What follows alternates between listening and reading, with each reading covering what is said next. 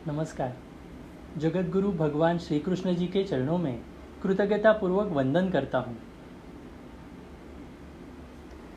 सनातन संस्था एवं हिंदू जनजागृति समिति की ओर से धर्म संवाद के इस विशेष कार्यक्रम में मैं कार्तिक सालुंके आप सभी का हार्दिक स्वागत करता हूँ। बंधुओं, पिछले कुछ दिनों से हम हिंदू धर्म की विशेषता यानी कर्मफल सिद्धांत इस महत्वपूर्ण विषय पर धर्म संवाद के इस कार्यक्रम में संवाद कर रहे थे। इसमें हमने अलग अलग बातें समझ कर ली, जैसे पाप क्या है, पुण्य क्या है, पुनर्जन्म क्यों होता है, ये सब जानकारी हमने समझ कर ली। इसी के साथ कर्म का फल हमें किस प्रकार प्राप्त होता है, क्या ये केवल कल्पना है या सच में वास्तविकता, ये हम सभी ने समझ कर लिया। आज के इस धर्म संवाद के माध्यम से आप जैसे जिज्ञासुओं द्वारा हमें कुछ प्रश्न पूछे गए हैं। उन प्रश्नों का उत्तर हम आज के इस धर्म संवाद में लेने वाले हैं। इस विशेष रूप से कर्मफल सिद्धांत इन महत्वपूर्ण विषय पर आज हम शंका समाधान लेने वाले हैं। उसके पूर्व मेरे एक सभी से नम्र निवेदन था, आप जो YouTube के माध्यम से जो भी हमारे दर्शक ये संवाद का कार्यक्रम देख रहे हैं, वो कृपया सब्सक्राइब के बटन पर क्लिक कीजिए, ताकि जो भी नए नए वीडियोस हमारे आएंगे तो आप तक पहुंच पाएंगे। वहाँ पर एक छोटी सी घंटी जैसा बटन होता है, वो भी आप अवश्य दबाएं, तो ताकि अलर्ट्स आपको रेगुलर आना शुरू हो जाएगा। तो मेरा आप सभी से ये निवेदन है कि आप उसको ज़रूर सब्सक्राइब कीजिए और उस घंटी के बटन पर आप क्लिक करें। आज के धर्म संवाद को हम प्रारंभ करते हैं। हमारे साथ इस संवाद में हिंदू जनजागृति समिति के राष्ट्रीय मार्गदर्शक सद्गुरु डॉक्टर चारुदत्त पिंगले जी उपस्थित हैं। नमस्कार सद्गुरु डॉक्टर पिंगले जी। नमस्कार कार्तिक जी। सद्गुरु डॉक्टर चारुदत्त पिंगले जी हिंदू जनजागृति समिति के राष्ट्रीय मार्गदर्शक हैं तथा अध्यात्म के अधिकारी संत हैं। आज हमें उनका सत्संग मिलने वाला है, वो हमें मार्गदर्शन करने वाले हैं और आपसे जो शंकाएं पूछी गई है इस कार्यक्रम के माध्यम से, तो वो आज हमें उसके उत्तर भी उनसे हमें मिलने वाले हैं। तो आइए आज के इस धर्म संवाद को हम प्रारंभ करते हैं। मैं सबसे पहला प्रश्न आपसे पूछना चाहूँगा। हमारे दर्शकों से ये प्रश्न पूछा गया था, वो ये था कि कहा जाता है कि हमारा जीवन साथी कौन होगा यह भगवान ही निश्चित करते हैं। उस एक व्यक्ति के लिए ही हमारा प्रारब्ध रहता है क्या? ऐसा एक प्रश्न था। उसके साथ ही उन्होंने एक और पूछा है कि विवाह का निर्णय तो हम स्वयं का होता है, तो फिर ये भगवान कैसे निश्चित करते हैं? ऐसे भी उनका प्रश्न है। तो आप कृपया उस पर हमें मार्गदर्शन करें। सर्वप्रथम हमारा जीवन साथी कौन होगा, यह कौन तय करता है, यह कैसे निश्चित होता है, यह सब शास्त्र हम समझ लेंगे। अब जीवन साथी यानी एक तरह से हम पति या पत्नी इस रूप में पहले हम देखेंगे। तो हमारा जो जीवन साथी होता है यह हमारे पिछले जन्मों के कर्मों के आधार पर ही निश्चित होता है। वास्तव में पिछले जन्मों के कर्मों द्वारा ही हमारे इस जीवन का प्रारब्ध निश्चित होता है, परंतु यह जो सभी व्यवस्था है यह ईश्वर द्वारा संचालित होती है। उसके कारण सामान्यतः यह कहा जाता है कि भगवान द्वारा ही या ईश्वर ही जोड़ियां बनाता है। अब ईश्वर या भगवान ये जोड़ी कैसे तय करता है, इसके भी कुछ संदर्भ हम जान लेंगे। उदाहरणार्थ, भगवान के सामने जब हमारे या अनेक लोगों के लेन देन या बही खाते उनके सामने खुले होते हैं, कर्मफल उनके सामने आते हैं, तो किसका जन्म कौन से समय होने वाला है, उसमें कितने जीवों का एक दूसरे से लेन देन है, तीसरा किसका प्रारब्ध तथा पूर्वजन्म के लेन देन का इस जन्म में हिसाब पूर्ण हो सकता है, इत्यादि सभी बातें देखकर ईश्वर कौन से दो जीव एक दूसरे के जीवन साथी बने या कौन से जीव एक परिवार में जन्म ले या मित्र बन के आए या ससुराल के परिवार में जन्म ले, ये सब ईश्वर तय करता है। और इसके कारण सामान्यतः भगवान ही ये जीवन साथी की जोड़ी बनाते हैं, ऐसे कहा जाता है। अब हमें हमारे जीवन साथी करके कौन मिलेंगे, ये कैसे तय होता है वो समझ लेंगे। पिछले जन्म में जिस व्यक्ति के साथ हमारे अधिक अच्छे या बुरे कर्मों के लेन देन होते हैं, वही हमारे इस परिवार में, इस जीवन में जीवन साथी करके आते हैं, हमारे आसपास वो जन्म लेते हैं।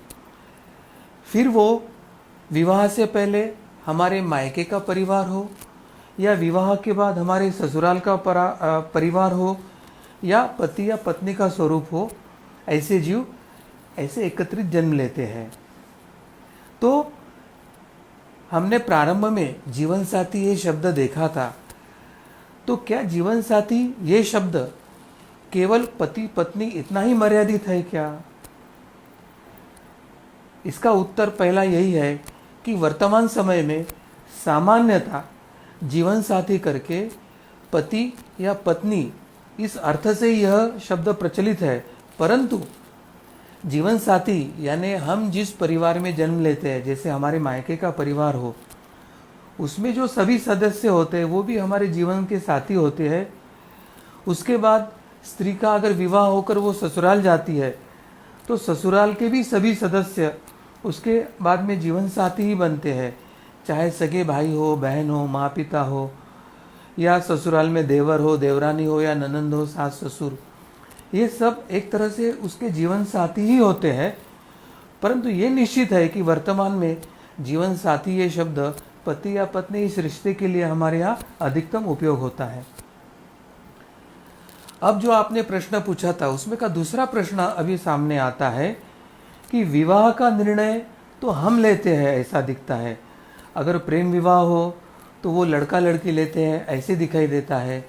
अगर वो परिवार ने तय किया हुआ अगर विवाह हो तो उसमें परिवार के ज्येष्ठ लोगों ने मिलकर ये निर्णय लिया ऐसे दिखते हैं। तो फिर ये लेन देन के कारण विवाह कैसे हुआ या ईश्वर ने ये विवाह कैसे जुड़ाया, ऐसा जो प्रश्न उपस्थित होता है उसके बारे में हम अभी जान के लेंगे। तो मेरा पहला ये इसके बारे में बताना है आपको कि विवाह का निर्णय भला ही हम लेते हैं, चाहे लड़का या लड़की इस स्वरूप में या परिवार के स्वरूप में माता पिता या सास ससुर इस संदर्भ में हो, मगर उस समय वो निर्णय लेने के लिए जो अंत प्रेरणा मन में जागृत होती है वो ईश्वर हमारी जागृत करता है। क्योंकि धर्मशास्त्र यही कहता है कि बुद्धि कर्मानुसारिणी होती है, अर्थात वो लड़का लड़की के या वो माता पिता या सास ससुर की जो बुद्धि उस समय होनी है वो उनके गत कर्मों के अनुसार कौन से समय हाँ कहना चाहिए या कौन से समय ना कहना चाहिए, इस तरह से उस समय बुद्धि कार्यान्वित होती है। और ये बात है वो प्रारब्ध यानी ईश्वर की है, ऐसे हम समझ में आता है। अब इसमें ध्यान क्या आता है कि मूलतः हम जो सब लोग एक परिवार में एकत्रित आते हैं वो केवल अपना एक दूसरे से पूर्व जन्म का जो लेन देन है, हमारे जो कर्म जो हुए उसके जो फल है वो चुकता करने के लिए हम एक परिवार में एकत्रित आते हैं। और सबसे महत्व की बात जो शास्त्र बताता है कि जीवन में जन्म, मृत्यु, विवाह तथा संतान का जन्म होना, यह सभी जो बड़ी घटनाएं होती है वो प्रारब्ध के अनुसार ही होती है। यदि यह भी प्रतीत होता है कि विवाह हमारी इच्छा से हो रहा है, उदाहरण के तौर पर अगर प्रेम विवाह में लड़के लड़की को लगता है कि हमने आपस में तय किया हुआ विवाह है करके वो प्रेम विवाह है, मगर किसको देखने के बाद प्रेम निर्माण हो, किसको देखने के बाद वो आकर्षण निर्माण हो और विवाह की बुद्धि हो, ये जो बात है वो आपके पूर्व कर्मों के आधार पर आपको होती है। और इसलिए विवाह ईश्वर ने ही निश्चित किया है ऐसे कहा जाता है। इसलिए वास्तव में हमारे प्रारब्ध कर्म ही मनुष्य को वो निर्णय लेने की दिशा में लेके जाते हैं, यह समझने की आवश्यकता है। और ईश्वर ने इस सृष्टि को स्वयं से एवं प्रकृति से भिन्न ऐसी एक नित्य सत्ता जीवात्माओं के सुख के लिए बनाई है। वो सत्ता उस समय काम करके वो बुद्धि देती है और नियति अपना कार्य करती है। इसलिए तत्वतः जो हमें लगता है कि ये निर्णय हमने लिया या हमारे परिवार के ज्येष्ठ व्यक्तियों ने लिया है, प्रत्यक्ष में वो एक दूसरे के कर्म के फलों को भोगने के हेतु उस समय जो बुद्धि कर्मानुसारिणी होकर उसमें हाँ में हाँ भरी जाती है और वो विवाह तय होता है, उसके कारण यह होता है, यह वास्तव हमें समझ के लेना चाहिए। अब हमारे जन्म का आधार क्या है, हमारा जन्म कब और कैसे होता है, यह भी शास्त्र अगर हम समझ लेते हैं तो हमें यह हमारी प्रारब्ध की या कर्म की जो गति है वो हमें समझना आसान होगा।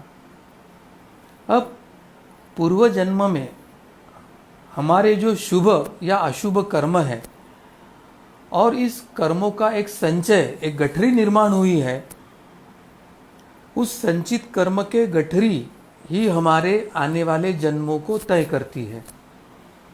और इस जन्म में उस संचित कर्मों की गठरी में से हम कौन सा और कितना कर्म का फल भोगना है, यह जो तय होता है उसे ही हम प्रारब्ध कहते हैं। और यह समझ लेना आवश्यक है कि सभी जीवों के प्रारब्ध कर्मों के अनुसार ईश्वर उन जीवों को जन्म देने की योजना बनाता है। जन्म लेकर जीव जब आता है तो पूर्व जन्म के फलों को भोगना तथा मनुष्य के जन्म इस जन्म में नए कर्म करना, ये दोनों बातें उसे साथ साथ करनी होती है। दूसरे अगर है तो मनुष्य का जन्म एक तरह से पूर्व जन्म के फलों को, कर्म के फलों को भोगना यानी प्रारब्ध भोगने के लिए और हमारे जो पूर्व कर्म के फल है उसको घटाने के लिए होता है। और दूसरे जो है नए कर्म करने के लिए यानी क्रियामान कर्म करने के लिए होता है, यह समझ कर लेना आवश्यक है। अब मृत्यु का समय आने और मृत्यु होने पर कर्मों की जो कुछ पूंजी बच जाती है, वह कर्म की पूंजी या जो प्रारब्ध है वो मनुष्य के अगले अनेक जन्मों में उसको भोगने के लिए ईश्वर की योजना बनती है। और वो जो योजना बनकर मनुष्य को बार बार जन्म लेना पड़ता है उसे ही पुनर्जन्म कहते हैं। और यही मनुष्य के अगले अगले जन्म का आधार होता है। अब जीवों को जन्म देने के लिए ईश्वर को इस मृत जीव के कर्मानुसार सर्वप्रथम माता पिता का चयन करना पड़ता है। यानी वो जीव कितने समय तक माता पिता के साथ रहने वाला है, उसका कितना लेन देन माता पिता के साथ है, या कौन से जीव लेन देन के कारण उसके माता पिता की भूमिका में जा सकते हैं, यह चयन करना ईश्वर का काम होता है। अब युवाओं के मन में ये जो कामना निर्माण होती है वो कैसे होती है, यह हम समझ कर लेंगे। सबसे पहले है तो व्यक्ति की प्रकृति, दूसरा जो है वो व्यक्ति का स्वभाव, मगर तीसरा और सबसे महत्वपूर्ण जो है कि जो परमात्मा ने हमारे अंदर एक स्वयं प्रेरणा दे के रखी है कि विशिष्ट समय में एक उम्र में जब युवक युवतियाँ आते हैं और उनका परस्पर आकर्षण या विवाह का विचार उनके मन में आता है, तो इन दोनों तीनों बातों का जो एकत्रित परिणाम है उसके कारण युवकों के मन में विवाह की कामना निर्माण होती है। अगर युवाओं के मन में विवाह की भावना या कामना ही निर्माण नहीं होगी तो पूर्ण संसार की गति ही अवरुद्ध हो जाएगी। और ये गति अवरुद्ध ना हो, संसार की गति निरंतर चलती रहे, इसके लिए विवाह की कामना होना और विवाह होना आवश्यक होता है। जिस प्रकार से हमारे या अन्यों के भी माता पिता अपने पूर्व जन्म में, मृत्यु के बाद जीवात्मा के रूप में नए जन्म की इच्छा से वो जब आकाश या भूलोक में स्थित होते हैं, तब उन सभी भावी माता पिताओं के जो अपने समय में युवा थे, अपने स्वभाव तथा ईश्वर की इच्छा से विवाह के बंधन में बंधे थे और हमारे माता पिता का जन्म संभव हुआ था, उसी प्रकार उन मृत जीवों का जन्म हो जाने पर और वो युवा अवस्था में आने पर जब वो माता पिता की भूमिका में आते हैं, तब उनके पुत्र या पुत्री के रूप में हमारा जन्म होता है। और इसी तरह से यह जन्म, मृत्यु और पुनर्जन्म का जो चक्र है वो चलता है, जिसमें विवाह की एक अहम एवं प्रमुख भूमिका होती है। इससे यही सिद्ध होता है कि विवाह यह ईश्वर की सृष्टि सतत चलाए रखने के लिए एक परम आवश्यक योजना है, जिससे जीवात्मा का स्वभाव, सुख व ईश्वर की इच्छा, ये तीनों बातें सम्मिलित है। तो यह बातें अगर हम जान लेते हैं तो विवाह क्यों होता है, विवाह कौन तय करता है, या माता पिता के रूप में किसको आना है, पति पत्नी के रूप में किसको आना है, यह सब जो हमारे रिश्ते लेन देन के कारण निर्माण होते हैं, वो तय करने की जो ईश्वरी योजना है वो हम सब समझ पाते हैं। तो एक छोटा सा शास्त्र हमने अभी समझ लिया। मैं अगला प्रश्न आपसे पूछना चाहूँगा। एक प्रश्न हमारे पास ऐसे आया था कि पूर्वज अपने ही कुल में पुनः जन्म लेते हैं अथवा अन्य परिवार में भी जन्म ले सकते हैं, ऐसा एक प्रश्न हमें पूछा गया था। इसके बारे में आप हमें मार्गदर्शन करें। बहुत महत्व का प्रश्न है कार्तिक जी, क्योंकि बहुत से लोगों के मन में आता है कि हमारे परिवार में अभी अगर किसी ज्येष्ठ व्यक्ति का या किसी का मृत्यु हुआ तो उन्हें लगता है कि हमारे परिवार में अभी जो नवविवाहित है उनके पेट में वो तुरंत या दोबारा जन्म लेंगे, ऐसे एक भावना समाज की जुड़ी हुई है। और इसलिए बहुत बार उनको लगता है कि हमारे पुरखे ही अभी हमारे अगले पीढ़ी में वो जन्म लेने वाले हैं।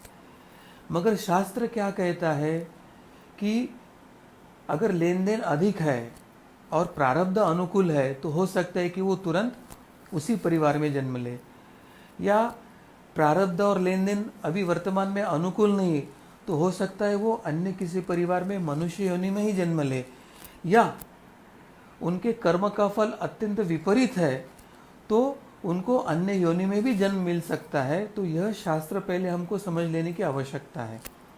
मगर कौन और कहाँ जन्म लेगा, ये किन बातों पर निर्भर है, वो हम अगर जान लेते हैं तो हमें शास्त्र समझने के कारण जन्म कहाँ, क्यों, कैसे होगा, यह प्रक्रिया समझना आसान होगा। मुख्यतः जिसका मृत्यु हुआ है और उसने उस जीवन में जो कुछ अच्छे या बुरे कर्म किया है और जिसकी मात्रा कितनी है, यानी अधिक है या कम है, इसके आधार पर उसका अगला जन्म कहाँ हो यह निर्भर होता है। उसके अन्य लोगों से निर्माण हुए लेन देन पर दोबारा जन्म ले, क्योंकि उस व्यक्ति के जीवन में अभी अनेक जन्मों का जो संचित कर्मफल जमा पूंजी है, संचित कर्मों की गठरी है, उसके खाते में पहले से ही अनेक कर्मों का संचय अभी भोगना बाकी है, यानी जिसको हम पेंडिंग कहते हैं, ऐसे कर्म उसके जीवन में है। और इस जन्म के कर्म और पूर्व जन्म के कर्म लेके अगले उस व्यक्ति ने कहाँ जन्म लेने से उसका अधिक से अधिक कर्म फलों का भोगना पूर्ण हो जाएगा, और उसको वो साधना के लिए अगर अनुकूल हो तो ऐसे अनेक विचारों को एकत्रित करके अगला जन्म कहाँ हो और वो उसका अधिक से अधिक कर्मफल भोग कर खत्म हो जाए और वो आध्यात्मिक दृष्टि से आगे जाए, इस विचार से अगले जन्म की योजना तय होती है। अब हमारे परिवार में जन्म लेने वाले किसी के भी पिछले जन्मों के विषय में उनके क्या कर्म प्रारब्ध है यह हम जान नहीं सकते हैं। इसलिए हमारे परिवार में अगर किसी का जन्म हुआ है तो वो हमारा पूर्वज है ही, यह बताना संभव नहीं है।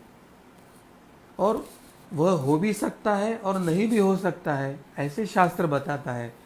इसलिए हमारे परिवार में हमारे पूर्वज ने ही जन्म लिया है या नहीं, इस विचार में अटकने के बजाय इस जन्म में हमारा लेन देन कैसे खत्म हो, हमारा जो क्रियामान कर्म है वो साधना या गुरु कृपा के तरफ कैसे बढ़े और शीघ्रता से हम आध्यात्मिक उन्नति करके जन्म मृत्यु के चक्रों से ही कैसे छुटकारा पाए, यह ध्येय लेकर अगर मनुष्य कर्म करता है तो सब इन बातों को अपने आप को छोड़कर अपना जीवन का प्रवास ईश्वर की तरफ कर सकता है।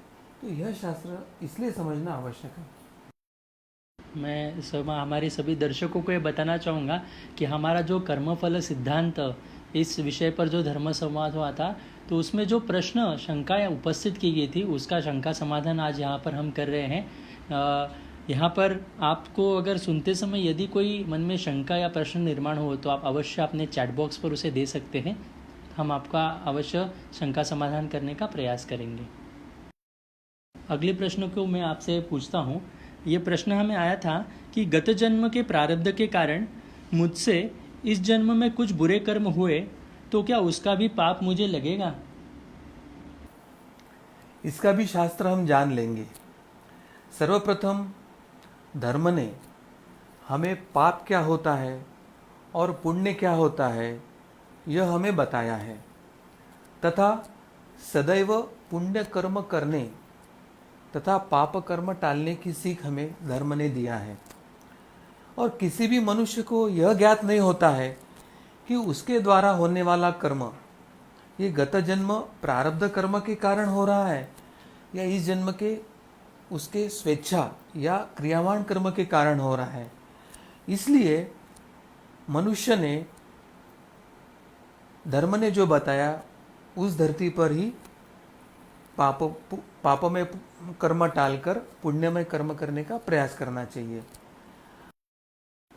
किसी मनुष्य के पिछले जन्म के संदर्भ में कुछ अन्याय हुआ तो उसके संदर्भ में ईश्वर उचित न्याय निश्चित करते हैं, परंतु हम अपने स्तर पर यह निर्णय नहीं ले सकते हैं कि ये मेरा पूर्व जन्म का प्रारब्ध था करके मेरे हाथों से पाप कर्म हुआ या मेरे हाथों से पुण्य कर्म हुआ। इस तरह का हम स्वयं के स्तर पर कोई निर्णय नहीं ले सकते हैं। यदि किसी ने बुरा कर्म किया तो उसका फल उसे भुगतना पड़ता है। मनुष्य यह भोग योनि नहीं है, अपितु कर्म योनि है। हमें यह भी पता है ईश्वर ने हमारे हाथ में जो 35% क्रियामान कर्म दिया है उसका अधिक से अधिक उपयोग करके हमें अच्छे कर्म ही करना अपेक्षित है तथा साधना करना अपेक्षित है। भगवान श्री कृष्ण ने गीता में यह बताया है कि कर्म करने का आपको स्वातंत्र जरूर है, परंतु उसके फल में आपको स्वतंत्रता नहीं है।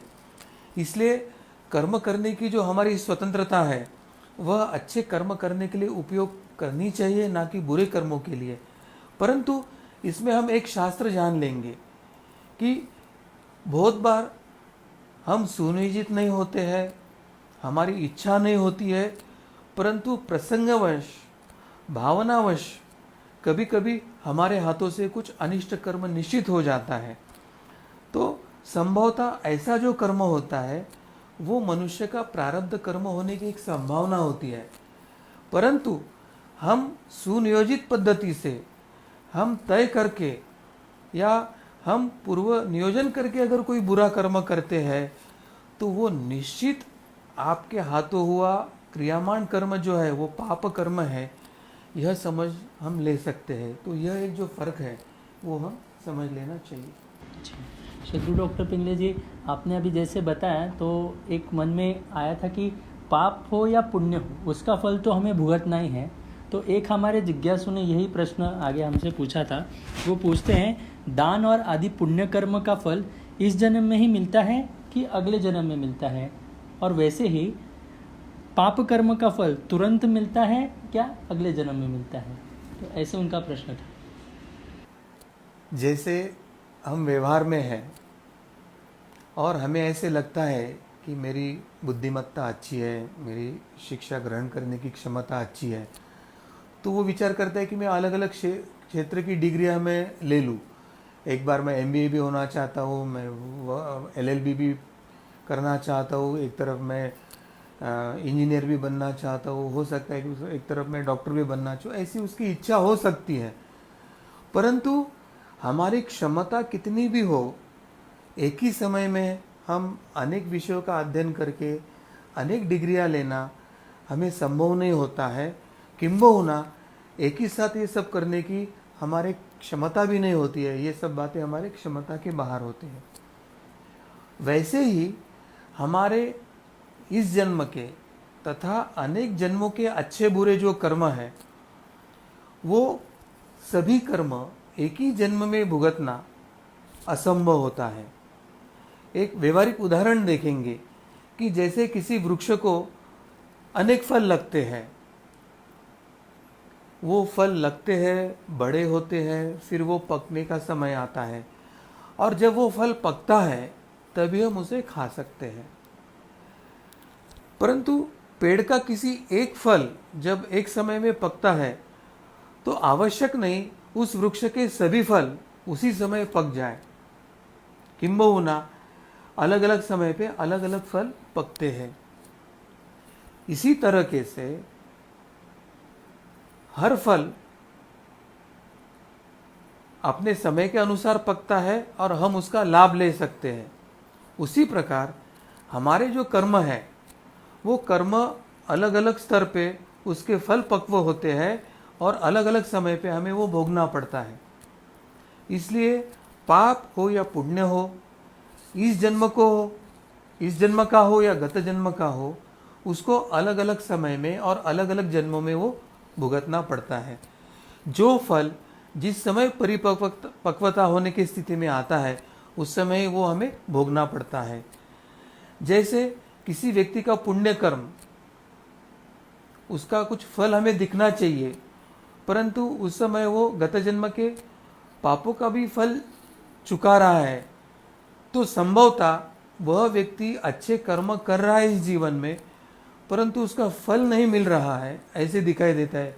सामान्य तो जो सज्जन या अच्छे व्यक्ति होते हैं, जो बुरे कर्म नहीं करते हैं, इस जीवन में वो अच्छे ही कर्म कर रहे हैं, परंतु इस समय उनका पूर्वजन्म का पाप का फल वो भोगने के कारण ये अच्छे कर्मों से उनका जीवन सुखमय या आनंदमय या सुविधाजनक है, ऐसे दिखाई नहीं देता है।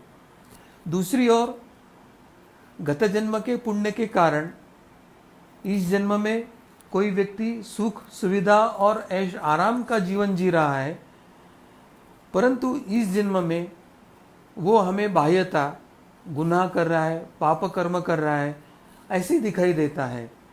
तो ऐसे प्रश्न अनेक लोगों के मन में आता है कि जो लोग भ्रष्टाचार कर रहे हैं, देश को लूट रहे हैं, गुनहगारी कर रहे हैं, ऐसे लोग बहुत अच्छा जीवन जी रहे हैं, तो वो बहुत बार प्रश्न उपस्थित करते हैं कि क्या भगवान के पास न्याय नहीं है क्या? परंतु वो अपने पूर्व जन्म के पुण्य का फल भोग रहे हैं और इस जन्म का जो फल है उसका अभी उन्होंने पक्व न होने के कारण फल भोगा नहीं है, यह समझ लेना हमें आवश्यक होता है। और बहुत बार जो व्यक्ति ये प्रश्न पूछते हैं कि ये सज्जन लोग हैं, बुरे कर्म नहीं कर रहे, परंतु उनके जीवन में दुख क्यों? तो वो अपने पूर्व जन्म का पाप कर्म भोग रहे हैं, यह समझ के लेने की आवश्यकता है। परंतु सबसे महत्व की बात क्या है कि इस तरह के किसी विश्लेषण में हम ना अटके। शास्त्र के बताए अनुसार हम कर्म जो कर रहे हैं वो निष्काम भाव से करते रहे, या कर्म कर रहे उसकी फल की अपेक्षा ना करें। इससे क्या होगा कि मनुष्य के जीवन का सार्थक होगा। वो कर्म फल में ना अटकने के कारण वो कर्मयोग को प्राप्त करेगा, उसका जीवन आनंदी और उसका जीवन का प्रवास ईश्वर के तरफ होगा और वो व्यक्ति जन्म मृत्यु के चक्र से मुक्त हो जाएगा। तो ये सब बातें अगर हम जान लेते हैं तो हमारे जीवन के अनेक प्रश्न ही दूर हो जाते हैं। सदगुरु डॉक्टर पिंगले जी, हमारे ऐसी एक जिज्ञासु ने हमारा एक ऐसा प्रश्न हमें पूछा था कि जीवन की उपलब्धियां प्रारब्ध के कारण मिलती है कि प्रार्थना और भक्ति के कारण मिलती है? बहुत अच्छा एक व्यवहारिक प्रश्न उन्होंने पूछा है। अब जीवन की जो उपलब्धियां है वो तो प्रारब्ध के कारण ही होती है, ये तो शास्त्र ने हमें सुस्पष्ट बताया है। कर्म फल सिद्धांत हमें बार बार यही बताता है कि आप जो कुछ भोग रहे हैं, चाहे अच्छा हो या बुरा हो, वो आपके पूर्व कर्मों की ही फलों के कारण है। अब जीवन की उपलब्धि जो है, जिसमें हमारे प्रयास हो सकते हैं, अर्थात हमारा जो क्रियामान कर्म है उसमें हम बढ़ोतरी ला सकते हैं। एक उदाहरण के तौर पर, यानी प्रयास करके भी हम अगर कोई चीज या वस्तु या हमारा ध्येय प्राप्त नहीं हो रहा है, तो वो हमारे बुरे प्रारब्धों का लक्षण ही हमें समझ लेना चाहिए। अब भाव भक्ति या प्रार्थना का क्या महत्व है? तो भाव भक्ति या प्रार्थना हमारे जीवन के ये जो दुखमय प्रारब्ध होते हैं उसको वो सुसह्य करता है, यानी वो सहन करने के लिए हमें शक्ति देता है, हमें बल देता है। हमारा प्रारब्ध का भोग है वो भोगना हमें सरल हो, इसलिए ये हमें सहायता करते हैं। व्यवहारिक तौर पे जैसे किसी का ऑपरेशन करना हो तो उसे वेदना शामक इंजेक्शन देकर, यानी एक एनेस्थेशिया या उनको भूल दी जाती है। उससे क्या होता है कि ऑपरेशन करते समय तो दर्द होता ही नहीं, परंतु ऑपरेशन के बाद दर्द के अनुभव भी बहुत कम होते हैं। उसी तरह से प्रारब्ध हमारा अगर दुखमय है, अधिक दुखमय है, तो प्रार्थना या भाव भक्ति करने के कारण दुख की जो मात्रा हमें अनुभव होती है, तो उसका हमें पता ही न चलने के कारण वो भोग हमारे लिए एक तरह से सुसह्य या कभी कभी आनंदमय हो सकते हैं। इसलिए चाहे हमारे भोग प्रारब्ध के कारण आए हो, अगर भाव भक्ति का अगर हम उसको सहायता देते हैं तो बुरे भोगों का जो फल होता है वो हमें सहने के लिए शक्ति या बल मिलता है, वो सुसह्य होते हैं। मुझे लग रहा है कि हम सभी का शंकाओं का समाधान यहाँ पर हो रहा है। आपके मन में कुछ अगर प्रश्न हो तो आप अवश्य चैट बॉक्स पर लिख कर दे सकते हैं। एक जिज्ञासु ने हमसे ऐसे प्रश्न पूछा है कि हिंसक पशु ने मनुष्य को खाया तो उसे पाप लगता है क्या? सबसे पहले हम ये शास्त्र जान लेंगे कि मनुष्य योनि में ही कर्म की स्वतंत्रता है, और वो उसको विवेक बुद्धि जो दिया है उसके आधार पर उद्देश्य जानकर जो कर्म करता है उसके आधार पर उसे पाप या पुण्य या कर्मफल निर्माण होता है। तो केवल मनुष्य योनि ही ये पुनर्जन्म के सिद्धांतों को जागरूक रखती है, बार बार जन्म मृत्यु के चक्र में अटकाती है, और मनुष्य जन्म ही आपको जन्म मृत्यु के चक्र से छोड़ने के लिए सहायभूत होता है। दोनों बातें, अच्छी और बुरी, मनुष्य जन्म में ही पूर्ण होती है। अब दूसरा प्रश्न है कि क्या पशु योनि का कर्म फल देता है क्या?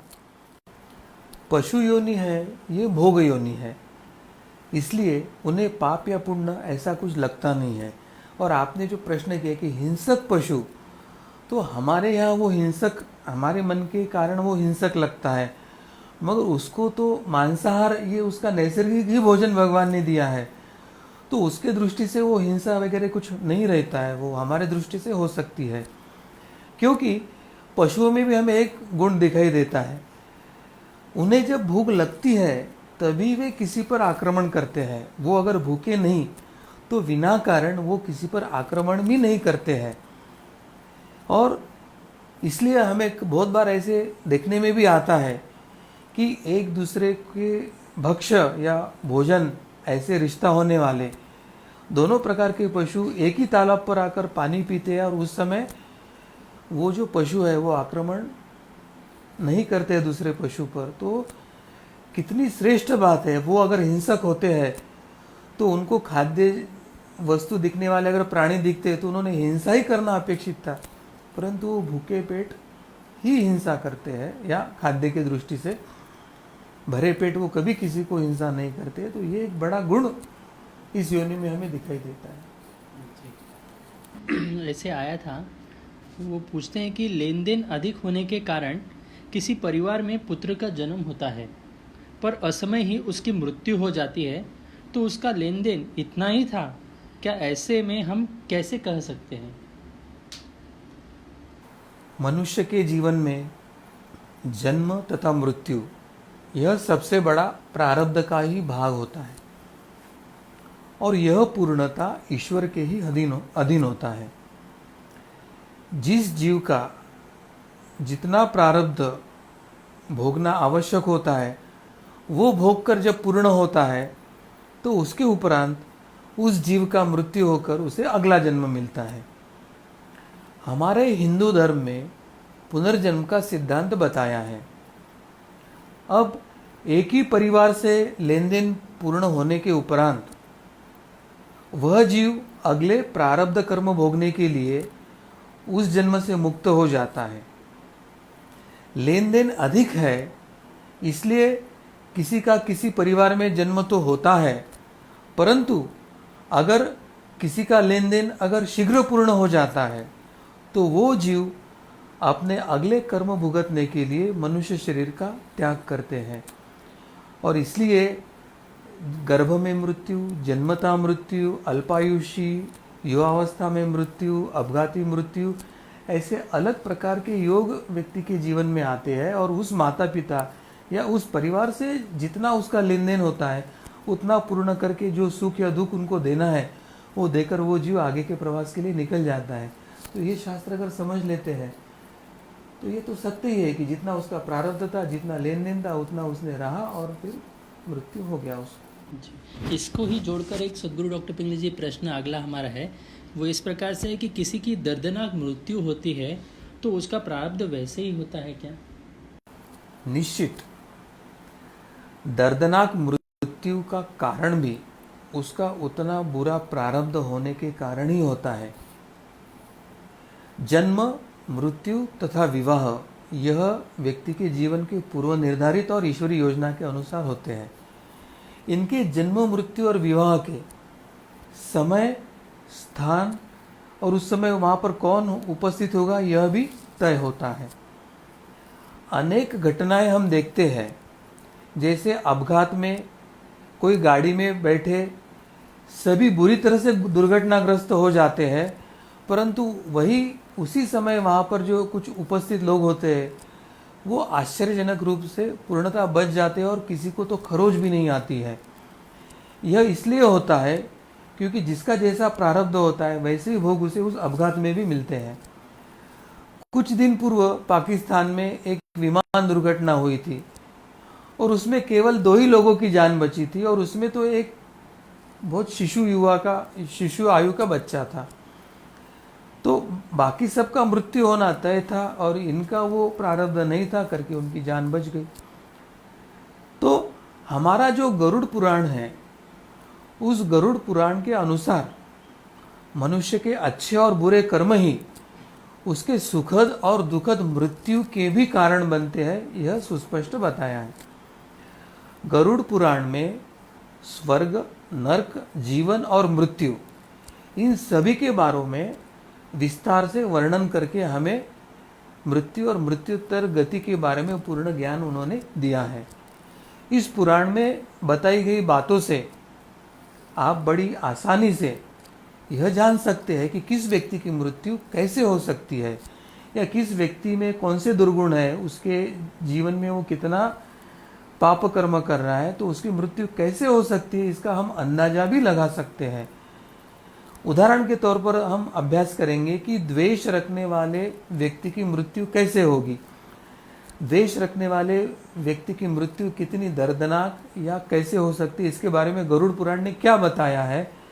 तो गरुड़ पुराण यह कहता है कि किसी व्यक्ति में अगर बहुत आसक्ति है, अगर व्यक्ति कोई अत्यंत मोह रखने वाला हो या व्यक्ति दूसरे के प्रति द्वेष रखने वाला हो या व्यक्ति अत्यंत स्वार्थी या लालची हो या अन्यों से कोई बुरी भावना रखने वाला हो, तो ऐसे दुर्गुण और ऐसे पाप करने वाले व्यक्ति की मौत अत्यंत दुखद होती है, ऐसे गरुड़ पुराण हमें बताता है। ऐसे लोगों को उनकी मौत के समय में अत्यंत कष्टों का सामना करना पड़ता है। ऐसे समय में व्यक्ति को अंत समय में प्राणघातक रोग हो सकते हैं, जिसके कारण उनकी तुरंत मृत्यु या किसी दुर्घटना में उनकी दर्दनाक मृत्यु हो सकती है। इस प्रकार की परिस्थिति निर्माण होती है। अब दूसरा उदाहरण अगर हम देखते हैं कि अगर कोई व्यक्ति झूठ बोलता है तो झूठ बोलने वाले लोगों का कैसे मृत्यु होता है?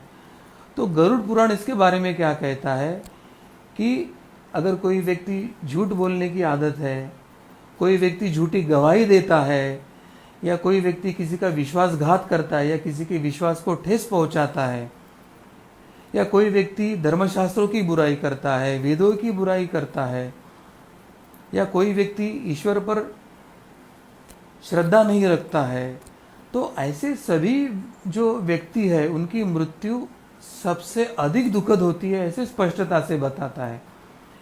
गरुड़ पुराण बताता है कि ऐसे लोगों को लेने के लिए भयानक रूप वाले यमदूत आते हैं।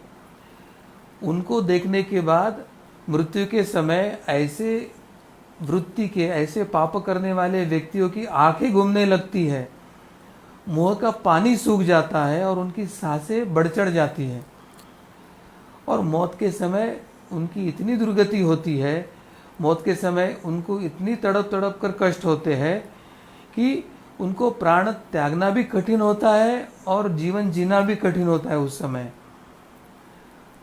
तो ये दो उदाहरणों से अभी आप तो जान गए होंगे कि अगर हम में दुर्गुण है, हम में दोष है, हम में अहंकार है, हमारे शरीर रूप प्रबल और जागृत है, और हमारे हाथों अगर पाप कर्म होते हैं तो अंतिम समय में हमें कष्ट होते हैं। इसलिए शास्त्र बताते हैं कि अंतिम समय में हमारे अच्छे कर्म ही साथ आते हैं तो हमें सुखद मृत्यु और आगे का प्रवास सुखद होता है। अन्यथा हमारे बुरे कर्म ही हमारे अंतिम क्षण में हमारे साथ आते हैं, हमारा मृत्यु अत्यंत दर्दनाक और वेदनादायी होता है, और हमारे मृत्यु के पश्चात का प्रवास भी अत्यंत दुखकारी और कष्टकारी होता है। तो जी हाँ, ये बात बिल्कुल सत्य है कि हमारी अंतिम सांस के साथ ही हमारे कर्म ही हमारे साथ आते हैं, और इसलिए जीवन में हमने सदा पुण्य कर्म और साधना के अनुकूल, ईश्वर और धर्म और शास्त्र के अनुकूल ही कर्म करना चाहिए। यही कर्म हमारे साथ आने वाले हैं और वही हमें अंतिम समय में साथ देने वाले हैं, यह समझना चाहिए। जी, सदगुरु डॉक्टर पिंगले जी, मैं अगला प्रश्न आपसे पूछने वाला हूँ। ये सभी के मन का प्रश्न ये है और अत्यंत महत्वपूर्ण है कि वर्तमान में कोरोना जैसी महामारी का विश्व स्तर पर एक बहुत बड़ा संक्रमण हुआ है, तो उनका आध्यात्मिक कारण क्या है, ये आप हमारे दर्शकों को बताएं। कोरोना जैसी जो महामारी हो या अन्य जो विश्व में नैसर्गिक आपदाएं आ रही है या बड़े जो घटनाएं, वैश्विक घटनाएं हो रही है, तो हर कोई व्यक्ति उसको अपनी तरह से विश्लेषण करके उसकी कारण मीमांसा जानने का प्रयास कर रहा है। जैसे कोई आधुनिक विज्ञान सीखा हो, कोई वैज्ञानिक हो, वो आधुनिक विज्ञान के आधार पर अपने तर्क को बताते हैं और यह आपदा क्यों आई और इसका परिणाम क्या हो गया, इसका विश्लेषण वो समाज के सामने रखने का प्रयास करते हैं। कोई पत्रकार है, वो अपना तर्क लगाते हैं और फिर ये आपदा क्यों आई और इसका क्या परिणाम हुआ, ये बताने का प्रयास करते हैं। परंतु इन आपदाओं का, इन संकटों का एक आध्यात्मिक परिप्रेक्ष्य भी है। ये सनातन धर्मशास्त्र, हिंदू धर्मशास्त्र हमें हर घटना में भौतिक कारणों के साथ आदि दैविक और आदि आध्यात्मिक कारणों की मीमांसा भी बताते हैं। और हमारे धर्मशास्त्रों के अनुसार जो कौशिक पद्धति का हमारा जो एक ग्रंथ है, उसमें आपत्काल क्यों आता है, वो कैसे आता है, इसका स्पष्ट वर्णन उन्होंने हमें दिया है। कौशिक पद्धति के ग्रंथ का एक श्लोक हमें जो बताता है, वो पहले मैं श्लोक कहता हूँ। अतिवृष्टि अनावृष्टि शलभा मूषका शुका स्वचक्रम परचक्रम च सप्तयता इतया स्मृता। इस श्लोक का अर्थ इस प्रकार है, अगर राजा धर्मनिष्ठ ना हो, स्वयं धर्माचरण और धर्म मार्ग पर चलने वाला ना हो, तो प्रजा भी धर्म पालन नहीं करती, धर्म का आचरण नहीं करती, धर्म के मार्ग पर नहीं जाती। और प्रजा के धर्म पालन न करने के कारण संपूर्ण समाज अधर्म के रास्ते पर चलता है और ऐसे समाज में 7 प्रकार के संकट आते हैं। उसमें अतिवृष्टि यानी बाढ़ इत्यादि, अनावृष्टि यानी अकाल इत्यादि, टिड्डियों का आक्रमण, चूहों का आक्रमण, तोतों का उपद्रव तथा एक दूसरे के साथ आपस में देश में लड़ाइयाँ या शत्रु राष्ट्र का आक्रमण, इस प्रकार के 7 संकट राष्ट्र पर आते हैं। वर्तमान में धर्म शिक्षा तथा धर्माचरण के अभाव में व्यक्तियों में स्वार्थ बढ़ना, रजतम वृत्ति बढ़ना, इसका मतलब कोई भ्रष्टाचारी बनता है, कोई दूसरे को कष्ट देता है, स्वयं का सुख लेता है, कोई माता पिता की जिम्मेदारी नहीं निभाता तो कोई देश के प्रति उसका जो कर्तव्य है वो नहीं निभाता है, समाज को राष्ट्र को पीड़ित करता है, प्रशासन या पुलिस व्यवस्था को वो अनावश्यक तनाव निर्माण करता है। तो इसका परिणाम क्या होता है कि समाज हो, राष्ट्र हो, धर्म हो, इन कार्यों की जो हानि हो रही है तो उससे समाज में पाप बढ़ रहा है। यह जो गलत कर्म हो रहे हैं उसका जो पाप निर्माण हो रहा है वो पाप का संपूर्ण समाज भोगी होता है, संपूर्ण समाज को वो पाप भोगना पड़ता है। क्योंकि समाज भी क्या करता है कि ऐसे कर्मों की तरफ वो अनदेखी करता है, दुर्लक्ष करता है। ऐसे कर्म, बुरे कर्म नहीं होना चाहिए या होते हैं तो उसके बारे में कुछ प्रतिबंधात्मक उपाय करना चाहिए, वो नहीं करते हैं। तो ऐसे जब समय निर्माण होता है तो उसको समष्टि के बुरे कर्म के, समष्टि पापों का फल संपूर्ण समाज को भोगना पड़ता है। और वो फल प्राकृतिक आपदाओं या वैश्विक महामारी या जो अभी मैंने जो 7 संकट बताए उसके माध्यम से समाज को भोगना पड़ता है। और जैसे कहीं आग लगती है तो सूखे के साथ गीला भी जल जाता है, उसी प्रकार जब समाज, राष्ट्र और धर्म इनका समष्टि प्रारब्ध जब भोगने का समय आता है तो समाज में बुरे व्यक्तियों के साथ अच्छे व्यक्तियों को भी ये समष्टि प्रारब्ध, पाप में प्रारब्ध भोगना ही पड़ता है। समाज में आध्यात्मिक अपवित्रता बढ़ने से वर्ष 2013 से 2023 तक का जो कालखंड है इस पृथ्वी तल पर, इस भारतवर्ष का, यह कालखंड मनुष्य जाति को अत्यंत कठिन होगा। और इस कालखंड में संपूर्ण विश्व के मनुष्य को समष्टि पाप का प्रारब्ध भोगना पड़ेगा।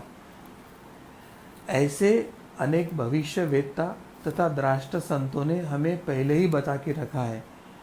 तो समष्टि पाप से बचने के लिए सबसे आसान तरीका है कि पहले हम साधना करें, व्यष्टि साधना करने के साथ समष्टि साधना करें, समाज को धर्म के मार्ग पर जाने के लिए प्रेरित करें, समाज को शास्त्र सम्मत कर्म करने के लिए प्रेरित करें, समाज को सत्वगुणी कर्म करने के लिए प्रेरित करें और स्वयं साधना करके जन्म मृत्यु के चक्र से परे जाने का प्रयास करें और समाज के लोगों को जन्म मृत्यु के परे लेके जाने के लिए प्रयास करें। तो इस तरह से हम व्यक्तिगत जीवन में साधना और धर्म पालन करके समाज को साधना और धर्म पालन के रास्ते पर लेके जाते हैं। तो ये जो वैश्विक महामारी आई है कोरोना जैसी, या जो नैसर्गिक आपदा आ रही है, चाहे बाढ़, चक्रवात या भूकंप इत्यादि के माध्यम से, या जो मानव निर्मित जो तीसरे विश्व युद्ध की आपत्ति आ रही है, यह आपदा तो हम टाल नहीं सकेंगे, परंतु इस आपदा में सत्वगुणी अच्छे लोगों को अधिक से अधिक हम कैसे बचा सकते हैं, इस दृष्टि से यह सब करने की आवश्यकता है। तो एक ही मार्ग है, स्वयं साधना करे और समाज को साधना लगे, धर्म स्वयं धर्माचरण करे, समाज को धर्म के मार्ग पर लेके जाए। तो ये जो रास्ता है उस रास्ता को सब समाज ने अपनाना चाहिए। यही हमारी इस आपदा से स्वयं को बचाने का एक मार्ग है, ऐसे अनेक भविष्यवेत्ता तथा दृष्टा संतों ने बताया है। सदगुरु डॉक्टर पिंगले जी, आपने अभी जैसे बताया तो मैं सभी दर्शकों को ये बताना चाहूँगा कि वर्तमान में धर्म की शिक्षा लेना, धर्म का आचरण करना और साधना करना ये अत्यंत महत्वपूर्ण है। और कलयुग में साधना में सर्वश्रेष्ठ नामजप साधना है बताई गई है। इसीलिए सनातन संस्था द्वारा एवं हिंदू जन जागृति समिति की ओर से प्रतिदिन सुबह 10:30 बजे नामजप सत्संग का आयोजन किया जाता है। तो आप सभी इसका अवश्य लाभ लीजिए। और साधना के बारे में यदि आपकी कुछ प्रश्न हो तो वहाँ पर भी आप संतों का मार्गदर्शन अवश्य ले सकते हैं।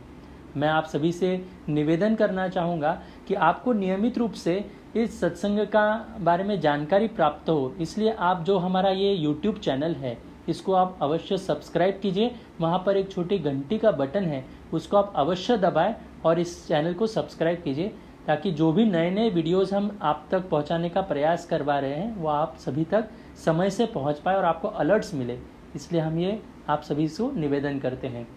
इसी के साथ हम आज के हमारे इस धर्म संवाद के सत्रों को यहीं पर समाप्त करते हैं। सद्गुरु डॉक्टर चारुदत्त पिंगले जी के माध्यम से हमारे सभी शंकाओं का समाधान यहाँ पर हो रहा है, इसलिए हम उनका धन्यवाद व्यक्त करते हैं। धन्यवाद सद्गुरु डॉक्टर पिंगले जी।